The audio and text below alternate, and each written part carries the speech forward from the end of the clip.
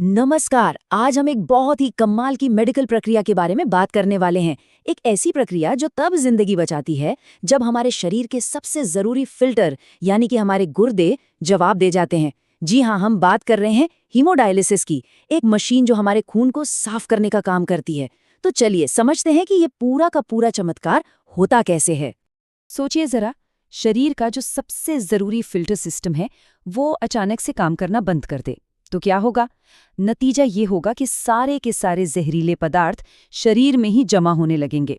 बस यही होता है किडनी फेलियर में, और यहीं से हीमोडायलिसिस की कहानी की शुरुआत होती है।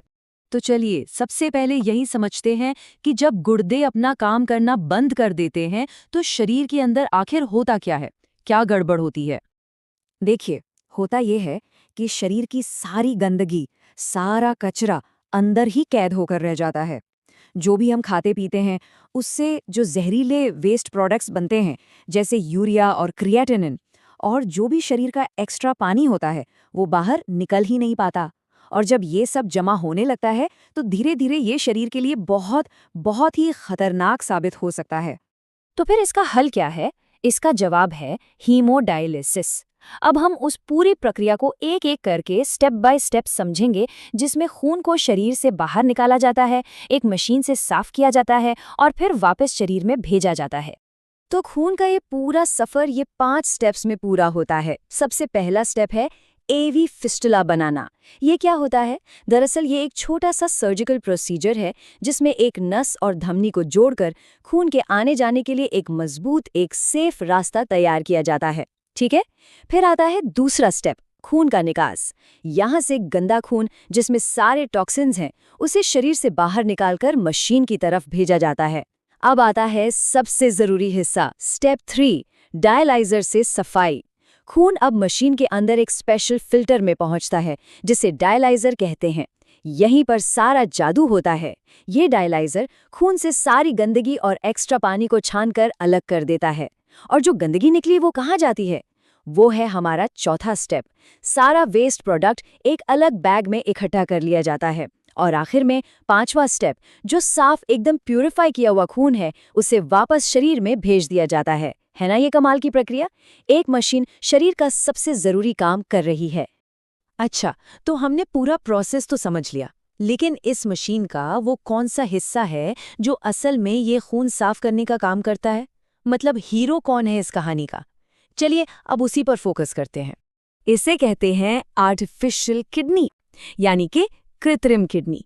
और सच कहूं तो ये नाम ही इसकी अहमियत बताने के लिए काफी है। यही है डायलिसिस मशीन का दिल, उसका सबसे सबसे इम्पॉर्टेंट हिस्सा। अगर टेक्निकल भाषा में बात करें तो इस कृत्रिम किडनी को कहते हैं डायलाइजर। ये एक बहुत ही स्पेशल, बहुत ही खास किस्म का फिल्टर है।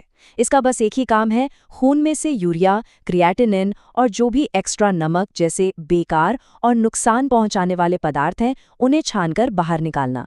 मतलब ये बिल्कुल वही काम करता है जो एक हेल्दी किडनी को करना चाहिए। लेकिन एक बात समझनी होगी, ये प्रक्रिया सिर्फ मशीन पर ही डिपेंड नहीं करती। इसमें मरीज की भी एक बहुत बड़ी, बहुत जरूरी भूमिका होती है।